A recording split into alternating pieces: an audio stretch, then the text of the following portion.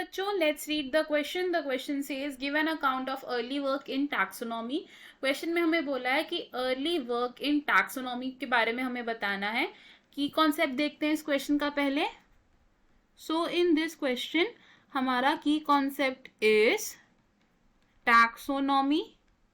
तो टैक्सोनॉमी क्या होता है? ये वो ब्रांच होती है बायोलॉजी की that deals with classification of organisms. Classification of organisms. अब ऑर्गेनिजम्स की क्लासिफिकेशन का जो अर्लीस्ट अटेम्प्ट था, यानी कि पहली बार जो क्लासिफाई करने की कोशिश की गई थी ऑर्गेनिजम्स को, वो किसने किया था? एरिस्टोटल ने किया था. और एरिस्टोटल ने सिंपल कैरेक्टरिस्टिक्स को कंसिडर किया था फॉर द क्लासिफिकेशन. तो एरिस्टोटल ने प्लांट्स को कैसे क्लासिफाई किया? प्लांट्स को क्लासिफाई किया इन 3 categories which were herbs, shrubs and trees. और एरिस्टोटल ने जो एनिमल्स को क्लासिफाई किया था that was based upon the colour of blood, यानी कि animals with red blood and the animals with non red blood. Aristotle के बाद लीनियस ने क्या किया था? एक 2 किंगडम क्लासिफिकेशन सिस्टम को प्रपोज किया था. लीनियस ने क्या किया था? 2 किंगडम क्लासिफिकेशन सिस्टम प्रपोज किया था. अब लीनियस ने ये 2 किंगडम क्लासिफिकेशन सिस्टम प्रपोज किया था इन हिज वर्क, जिसका नाम क्या था? सिस्टेमा नेचुरे. अब 2 किंगडम क्लासिफिकेशन सिस्टम में जो 2 ग्रुप्स बनाए गए थे वो कौन कौन से थे? These were kingdom Plantae and animalia. कुछ टाइम के बाद लीनियस ने इन किंगडम्स में कुछ सब ग्रुप्स बनाए. After some time kingdom Plantae के सब ग्रुप को क्या बोला गया था? डिवीजन. और किंगडम एनिमेलिया में जो सब ग्रुप बनाए गए थे इन्हें बोला गया था फाइलम.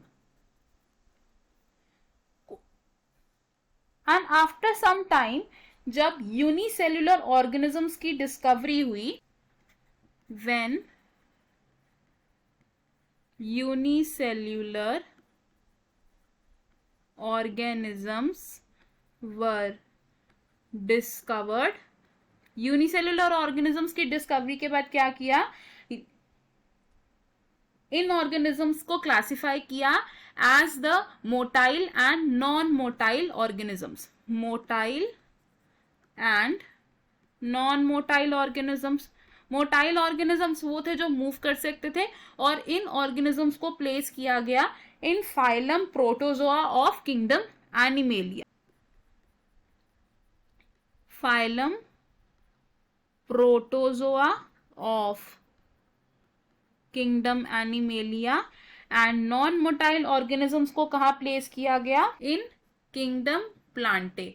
और नॉन मोटाइल ऑर्गेनिजम्स में mainly they were included algae and bacteria. Linnaeus के क्लासिफिकेशन सिस्टम देने के बाद इन 1866 अर्नस्ट हैकल ने क्या प्रपोज किया?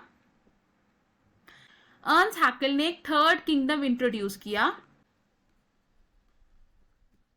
3rd किंगडम वॉज इंट्रोड्यूस्ड, और इस 3rd किंगडम का नाम क्या था? प्रोटोक्टिस्टा, जिसे हम आज किस नाम से जानते हैं? Protista.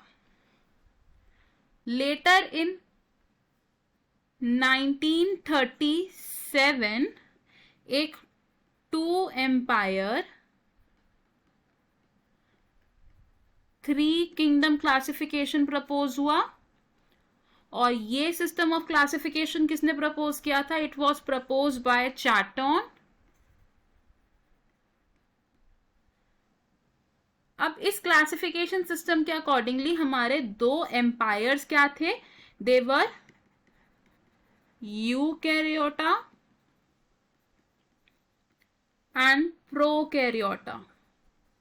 This was based upon the bacterial nucleus. अब यूकैरियोटा में वो ऑर्गेनिजम्स को इंक्लूड किया जिनके पास न्यूक्लियस था, और प्रोकैरियोटा में वो ऑर्गेनिजम्स थे जो विदाउट न्यूक्लियस थे, विदाउट न्यूक्लियस थे. इस सिस्टम ऑफ क्लासिफिकेशन को इमीडिएट रिकॉग्निशन नहीं मिली थी, यानी कि it was not recognized immediately, and in 1938 एक और क्लासिफिकेशन सिस्टम आया which was given by Herbert Copeland. अब इस क्लासिफिकेशन सिस्टम में नया क्या इंट्रोड्यूस हुआ था, प्रोकैरियोट्स को एक अलग किंगडम असाइन किया गया था जिसे हम क्या बोलते हैं, kingdom Monera. It was assign to prokaryotes. अब हर्बर्ट कोपलैंड ने ही इन 1956 क्या किया, एक 4 किंगडम क्लासिफिकेशन सिस्टम भी दिया. 4 किंगडम क्लासिफिकेशन सिस्टम दिया. और ये 4 किंगडम्स कौन कौन से थे, these were kingdom Monera, Protoctista, Plantae and animalia.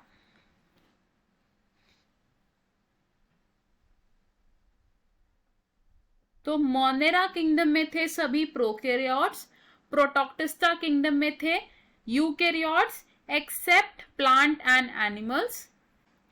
Letter in 1969 R H. Whittaker ने क्या किया, आर.एच. विटेकर ने क्या किया, एक 5 किंगडम क्लासिफिकेशन सिस्टम दिया जिसे हम अभी फॉलो करते हैं. 5 किंगडम क्लासिफिकेशन दिया जिसमें फंजाई को एक अलग ग्रुप असाइन किया गया था, और ये 5 किंगडम्स क्या थे, these were kingdom Monera, protista, fungi, Plantae and Animalia. तो हमें हमारे क्वेश्चन का आंसर मिल गया. हमने डिस्कस किया about the early work in taxonomy. I hope you understood it well. All the best. Thank you.